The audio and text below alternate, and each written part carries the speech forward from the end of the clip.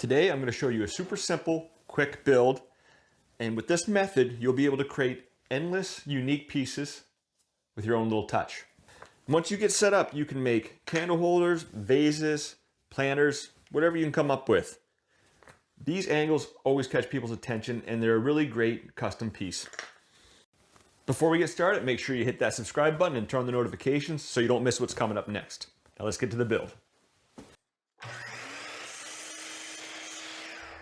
Now, I was never great at geometry or any of that at school and stuff, but I'm sure there's some kind of technical name for these shapes I'm making, but I definitely don't know what they are. So if you do, please leave them in the comments below. And even if you don't know what it's called, make something up. Guaranteed I'll fall for it. Here I'm joining up one edge and both faces of my piece so I get a nice tight glue line. Now that's a flat face. Next I'll rip my boards to width, and this is completely subjective. This can be whatever size you want. I'm going to be making two different versions here, one to hold a small vase and the other to hold kind of a tea light holder thing of a jig. But you can put whatever you want in there. You can put a glass jar in there to hold your nuts and bolts if you want. That way your wife can't get mad when you empty your pockets and leave your nuts and bolts around because they're in a pretty place. But for the purpose of this video, the larger tea light holder is 4 inches by 4 inches square, and the smaller vase is going to be 3 inches by 3 inches square. The heights of the pieces can vary too. They just need to be taller than whatever you're going to be putting in the center. In my case, the vase is about 4¼ inches long, and with these two pieces of walnut, I'm just shy of 4 inches. So I'm going to rip an extra piece of maple to make up the difference.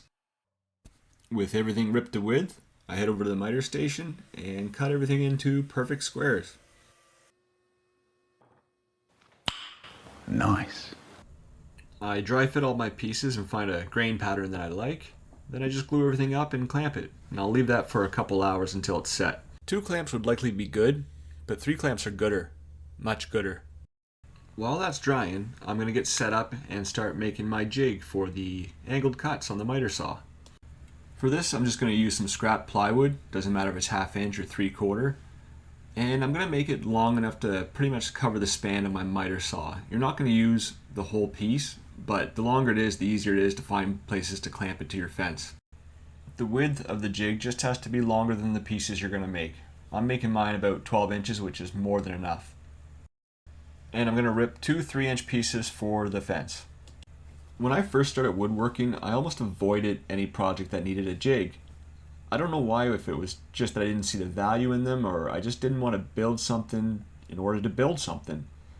But now if you look around my shop, you'll see tons of jigs, from cross-cut sleds to box joint jigs. Having jigs can not only save you time, but they open up a whole new world of opportunity when it comes to your projects. An amazing resource of step-by-step instructions for jigs just like this is woodworkersguildofamerica.com. woodworkersguildofamerica.com is sponsoring today's video, and the first 1,000 people watching this video and using the link in my description below will get a full year of premium membership to Woodworkers Guild of America for only $1.49. This offer is valid to new members only. There is a ton of content on their website, so have a look. From tutorials to step-by-step instructions, and everything is made to be simple and easy to follow along. They even have live tutorials that you can follow along with. And ask an expert. You can ask them any kind of question you want, like, why do I wear my safety glasses on my head instead of my eyes? Now, they may not know the answer to that question, but I'm sure they'll keep it professional and not call me the names that I call myself when I realize I'm doing that. But they can answer most of your woodworking related questions. So check out the video description and be sure to be one of the first 1,000 people to click that link. I'm using 2 pieces for the fence. As you can see, there's quite a bow in these two, so once I glue them and clamp them, they'll be really rigid and straight. And this will just take any bounce and wobble out once I have it clamped to my miter saw fence. To attach the fence to the base, I'm going to be using screws to act as clamps. And I'll likely leave the screws in there, so I'm going to countersink some holes so the heads are sitting flush with the board. Just be sure to stay away from the center of the jig where you'll be doing your cutting. When I take my pieces out of the clamps, I'm going to give them a quick sand, and this is just to clean up any glue squeeze out to make sure they sit nice and flush in the jig. I'm going to mark center on both pieces so that I can drill out for either the tea light holder or the vase. The tea light holder needs a 1 7/8" Forstner bit. And for these candle holders, I like to add a little round over just around the edges to help the top sit flush. The vase uses a 1" Forstner bit, but you also need this extension. I'll leave a link to this extension, the tea light holder, and the vase in the description below.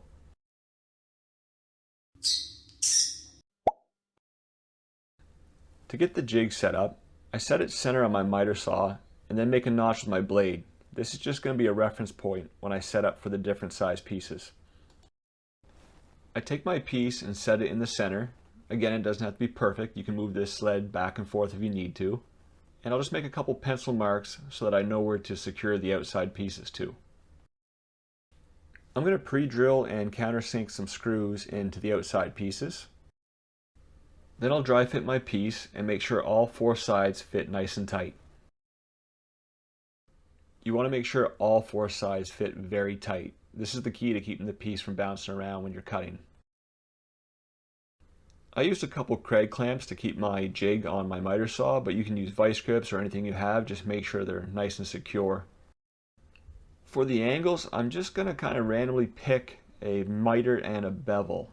But what I want the cut to do is to end in the center of the piece. So I make a reference mark on the center of my piece. Then I'll adjust my angle so that the end of the cut comes through right at that center mark. That way when I flip it around and cut again, they'll land in the same spot and look more uniform. But the cuts don't even have to be uniform. You can let them end wherever you want. Go all crazy with those cuts and see what you come up with. I decided to take advantage of the hole I had drilled and put an extra clamp on just to keep everything more secure. Now in hindsight, I would have done the back side first. As I cut these pieces away and flip them around, they rock a little bit more. So I would have cut the back side, then flipped it around and used the clamp for the second set of cuts.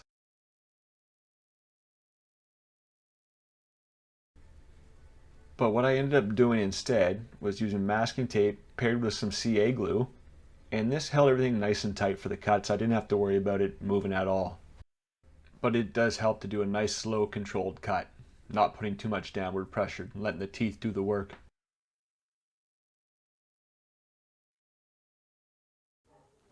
Once I get all 8 cuts done on that piece, I'm going to take my jig and reposition it for the smaller piece, just using the same method as I did for the larger piece. I'll set the small piece down, make a couple marks, and then countersink some screws in to hold everything nice and tight.